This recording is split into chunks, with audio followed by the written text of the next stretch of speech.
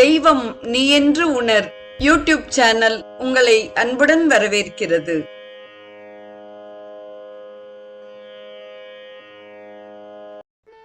அன்பு உள்ளங்கள் அனைவருக்கும் உற்சாகமான இனிய சுபதின வணக்கம்.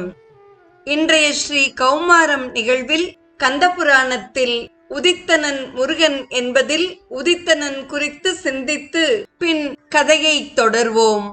சிவ குடும்பத்தைச் சேர்ந்த விநாயகர், முருகன், அம்பிகை, வீரபத்திரர் ஆகியோர் பிறப்பதில்லை. அதாவது அவர்கள் அவதரிப்பது இல்லை. வேண்டிய வடிவத்தை வேண்டிய பொழுது எடுத்துக்கொள்வார்கள். ஈசனை பிறவா யாக்கை பெரியோன் என்று சிலப்பதிகாரம் போற்றுகிறது. அவ்வாறே பெம்மான் முருகன் பிறவான் இரவான் என்கிறார் அருணகிரிநாதர். ஆகவே முருகன் பிறந்தான் அல்லது முருகன் அவதரித்தான் என்று கூறுதல் பொருந்தாது. புவியின் ஒரு பகுதியில் சூரியன் மறையும் பொழுது மற்றொரு பகுதியில் உதிக்கிறான். அதுபோலவே குறிப்பிட்ட காலத்தில் உலகத்து மக்கள் கண்ணில் தோன்றும்படி முருகன் வந்தான். மக்கள் கண்ணீர் பட வந்ததால் கச்சியப்பர் ஒரு திருமுருகன் வந்து ஆங்கு உதித்தனன் என்றார். முருகன் உதித்தது ஒரு நிகழ்வு. எனவே முருகன் தோற்றம் பற்றி காளிதாசன் எழுதிய காவியத்துக்கு குமார சம்பவம் என்று பெயரிட்டான். மலைக்கடியில் மறைந்திருக்கும் தண்ணீர் வளம் மலையில் அருவியாக ஊற்றெடுத்து ஆறாக பாய்கிறது. நதி உற்பத்தியாகிறது என்றே கூறுகிறோம். அதுபோலவே கச்சியப்பரும் முருகன் தோற்றத்தை கூறும் இக்காண்டத்திற்கு உற்பத்தி காண்டம் என்று பெயரிட்டார். மூல நூலாகிய மகாஸ்காந்த புராணத்திலும் இப்பகுதி சம்பவ காண்டம் என்று பெயரிடப்பட்டுள்ளது. கச்சியப்ப சிவாச்சாரியர் மிகுந்த கருத்தாழத்துடன் உதித்தனன் என்றார். தொடர்ந்து நாம் சிந்திக்க இருப்பது முன் தோன்றும் கருணை என்பது குறித்ததாகும். முருகனுக்கு முன்னால் அவனுடைய கருணையை கூறும் கச்சியப்பரின் கவிநயம் சிந்திப்பதற்கு உரியது.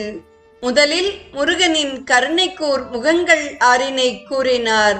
அடுத்து அடியவர்களுக்கு அள்ளி வழங்கும் அவனுடைய 12 கரங்களை குறிப்பிட்டார். வாங்கும் எனக்கு 2 கை, அருளை வழங்கும் உனக்கு 12 கை என்று போற்றுகிறார் ஊத்துக்காடு வேங்கடகவி.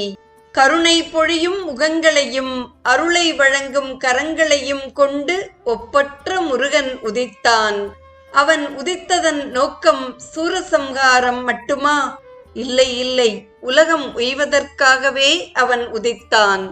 எல்லையற்ற பரம்பொருளான சிவபெருமானுடைய வேறு எவரிடத்திலும் இல்லாத முற்றறிவு, வரம்பில் இன்பம், பேரருள் உடைமை, வரம்பில் ஆற்றல், ஞானமயமாதல், பாசநீக்கம் ஆகிய 6 பண்புகளும் சேயாகிய முருகனுக்கு 6 முகங்களாக அமைந்தன என்று கூறும்படியாக தாமரை மலர்கள் நிறைந்த குளிர்ந்த நீரினை உடைய சரவண பொய்கையில் உறையும் எம் ஐயன் உயிர்களை காத்து அருள்வதற்காகவே 6 திருமுகங்களை கொண்டான்.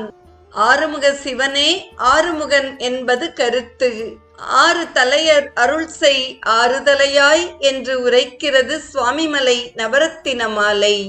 இந்த காட்சியை கச்சியப்பர் ஏவர் தம்பாலும் இன்றி எல்லை தீர் அமலர்க்கு உள்ள மூவிரு குணனும் சேய்க்கு முகங்களாய் வாய்த்தது என்ன, பூவியல் சரவணத்தன் பொய்கையில் வைகும் ஐயன் ஆவிகள் அருளும் ஆற்றால் அறுமுகம் கொண்டான் அன்றே என்று ஈசனின் 6 குணங்களை கொண்ட ஆறுமுகன் உதித்ததை நயம்பட உரைக்கிறார்.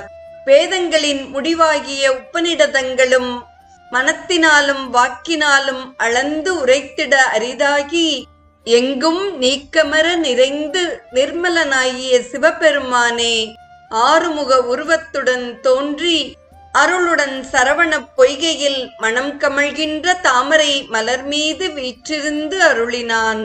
இக்காட்சியையும் மறைகளின் முடிவால் வாக்கால் மனத்தினால் அளக்கொணாமல் நிறைவுடன் யாண்டும் ஆகி நின்றிடும் நிமலமூர்த்தி அருமுக உருவாய் தோன்றி அருளொடு சரவணத்தில் வெறிகமழ் கமலப் போதில் வீற்றிருந்து அருளினானே என்று சரவணப் பொய்கையில் தாமரை மலரில் வீற்றிருந்த அழகை போற்றுகிறார் கச்சியப்பர்.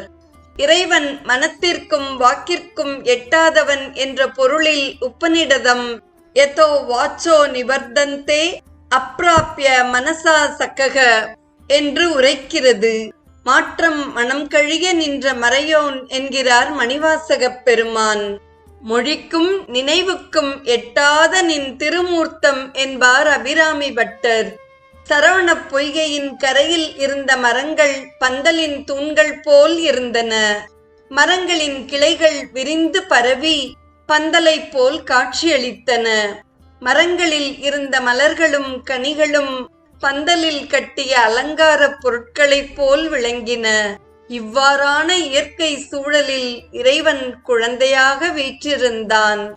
அவனை கண்குளிரக் கண்ட திருமாலும் பிரம்மனும் மகிழ்ச்சியடைந்தனர். கார்த்திகை பெண்களை அழைத்தனர்.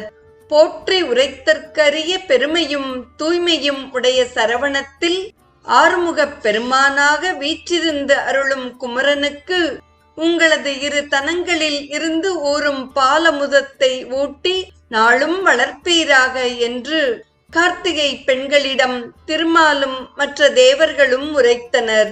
கார்த்திகை பெண்களும் நல்லது, அவ்வாறே செய்வோம் என்று கூறியபடி அங்கு வந்தனர். இக்காட்சியை சாற்றரும் சரவணத்தில் சண்முகத்து ஒருவனாகி வீற்றிருந்து அருளுகின்ற விமலன் ஓர் குழவி போலத் தோற்றினன். அவனுக்கு உங்கள் துணைமுலை அமுதம் ஊட்டி போற்றுதிர் நாளும் என்னா நன்றன புகன்று வந்தார் என்று கார்த்திகை பெண்கள் ஆவலுடன் வந்த இக்காட்சியையும் படம் பிடித்து காட்டுகிறார் கச்சியப்பர். கார்த்திகை பெண்கள் அறுவரும் ஒரே நேரத்தில் ஆவல் மேலிட தாமரை மலரின் மீதிருந்த குழந்தையை எடுத்தணைக்க முற்பட்டனர். அவர்களின் ஆவலை உணர்ந்த பெருமான் அக்கணமே 6 குழந்தைகள் ஆகிவிட அறுவரும் தனித்தனி குழந்தையை எடுத்து பாலூட்டி போற்றி வளர்த்தனர். ஆடவோர் உருவம் செங்கை அறையவோர் உருவம் நின்று பாடவோர் உருவம் நாடி பார்க்கவோர் உருவம் அங்கன் ஓடவோர் உருவம் ஓர்பால் ஒழிக்கவோர் உருவம் யாண்டும் தேடவோர் உருவமாக சிவன் மகன் புரிதலுற்றான் என்று 6 முகங்கள் செய்யும் திருவிளையாடலை கண்முன்னே கொண்டு வருகிறார் கச்சியப்பர். இவ்வாறு 6 குழந்தைகளும் சரவணத்தில் இனிதே வளர்ந்து வந்தனர். தீப்பொறிகளின் வெப்பம் தாங்காது தனது அந்தப்புறத்துக்கு ஓடிய அம்பிகை மீண்டும் ஈசனின் இருப்பிடத்திற்கு வந்தாள். பெருமான் அவளை தனது இடப்பாகத்தில் அமர்த்தினான். தேவி ஓடிய பொழுது சிதறிய சிலம்பு மணிகள் தேவியின் வடிவம் கொண்ட 9 சக்திகளாகி நின்றனர். அவர்கள் சிவபெருமானிடத்து விருப்பம் கொண்ட மனத்துடன் அவனை வணங்கினர். முனி பத்தினிகள் உடலுறவு இல்லாமல் கருத்தரிப்பது போல் 9 சக்திகளும் அக்கணத்திலேயே கருவுற்றனர். சற்றே சினந்த அம்பிகை 9 சக்திகளும் கருவை நெடுநாள் சுமக்கும் சாபத்தை கொடுத்தாள். அம்பிகையின் கோபமும் சாபமும் நல்ல பயன் கருதியே வெளிப்பட்டன. நீண்ட நாட்கள் கருவில் இருக்கும் குழந்தைகள் மிகுந்த வலிமை பெற்றிருப்பார்கள். அதுவே தேவியின் திருவுள்ள குறிப்பாகும். மேலும் அம்பிகையின் கோபமும் சாபமும் 9 சக்திகளையும் நடுங்கச் செய்தது. அதனால் அவர்கள் மேனி வியர்த்தனர். அவ்வேர்வையிலிருந்து 1,00,000 வீரர்கள் தோன்றினர். அவர்களை நோக்கிய சிவபெருமான், குழந்தைகளே, நீங்கள் அனைவரும் குமரனுக்கு உற்ற துணையாக விளங்குவீர்கள் என்று கூறி அருளினான். பின் சிவபெருமான் உமையை நோக்கி, ஏலத்தின் நறுமணம் கமழும் கூந்தலை உடைய கௌரியே, உனது நூப்புற மணிகளில் இருந்து தோன்றிய சக்திகள் நெடுநாட்கள் கருவை தாங்கி மெலிந்தனர். இனி குழந்தைகளை பெற்றிட நீ திருவருள் புரிக என்று கூறினான். தேவியும் அவ்வாறே திருவருள் செய்தாள். அம்பிகையின் நூப்புறத்திலிருந்து தோன்றிய 9 சக்திகளையும் அவர்கள் பெற்றெடுத்த வீரர்களையும் அவர்களது நிறத்தையும் நாம் இங்கே சிந்திப்போம். மாணிக்கவல்லி என்னும் முதல் சக்திக்கு செந்தாமரை நிறம் உள்ள வீரவாகுத்தேவர் தோன்றினார். முத்துவல்லி என்னும் 2வது சக்திக்கு பால் நிறமுள்ள வீரகேசரி தோன்றினார். புஷ்பராகவல்லி என்னும் மூன்றாவது சக்திக்கு பொன்னிறம் கொண்ட வீர மகேந்திரர் தோன்றினார்.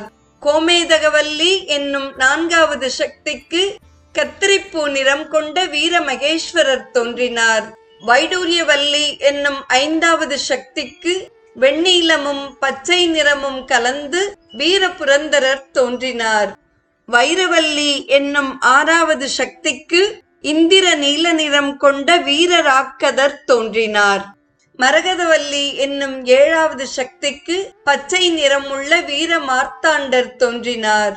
பவழமல்லி என்னும் எட்டாவது சக்திக்கு முருக்கம்பூ நிறம் கொண்ட வீராந்தகர் தோன்றினார். இந்திர நீலவல்லி என்னும் ஒன்பதாவது சக்திக்கு கருநீல நிறம் உடைய வீரதீரர் தோன்றினார். இந்த 9 வீரர்களும் பிரம்மன் திருமாலின் உந்தியிலிருந்து தோன்றியது போல் நவசக்தியின் உந்தியிலிருந்தே வெளிப்பட்டனர். 9 வீரர்களுக்கும் சிவபெருமான் சிறப்புடைய ஒளி வீசும் வாள்களை கொடுத்தருளினான். முன்னரே தோன்றியிருந்த 1,00,000 வீரர்களுக்கும் சிவசக்தி தம்பதியர் தங்கள் அருட்பார்வையை அருளினர். நீங்கள் 1,00,009 வீரர்களும் குமரக் கடவுளுக்கு உறுதுணையாக இருந்து அவன் இட்ட பணியை செய்து வருதல் வேண்டும் என்று ஈசன் அவர்களுக்கு உரிய பணியை எடுத்துரைத்தான். 1,00,009 வீரர்களும் ஒரு தாய் மக்களாக ஒருவரை ஒருவர் அன்போடு தழுவி மகிழ்ந்தனர். குமரனுடன் போருக்கு புறப்படும் நாள் வரையிலும் அவர்கள் அம்பிகையின் அருட்பார்வையை விட்டு அகலாமல் அவளுக்கு உகந்த அணுக்கத் தொண்டுகளை புரிந்து வந்தனர். நாளைய நிகழ்வில் வள்ளி செய்த வல்லபம் குறித்தும் சச்சித் ஆனந்தம் குறித்தும் சிந்திப்போம். இன்றைய ஸ்ரீ கௌமாரம் நிகழ்வில் உதித்தனன் என்ற சொல்லுக்கான ஆழ்ந்த பொருளையும் கந்தவேலின் கருணைக்கூர் முகங்களையும் கார்த்திகை பெண்களுக்கு 6 குழந்தைகளாக உருத்தோன்றி ஆறுமுகனாக வளர்ந்த கதையையும் அம்பிகையின் நூபுரத்திலிருந்து உதிர்ந்த சிலம்புகள் நவசக்திகளான கதையையும் அவர்கள் கருவுற்ற கதையையும் அவர்கள் வியர்வையிலிருந்து 1,00,000 வீரர்கள் தோன்றிய கதையையும் செவிமடுத்த அத்துணை நல்ல உள்ளங்களுக்கும் நெஞ்சார்ந்த நன்றி. மீண்டும் நாளைய நிகழ்வில் இணைவோம். தெய்வம் நீ என்று உணர் யூடியூப் சேனலை கேட்டு மகிழ்ந்த நீங்கள் உங்கள் நட்பு வட்டத்திற்கும் பகிர்ந்து தொடர்ந்து உங்களது நல்ல ஆதரவினை சப்ஸ்கிரைப் செய்து வழங்குமாறு அன்புடன் வேண்டுவது உங்கள் அன்பின் விசாலம்.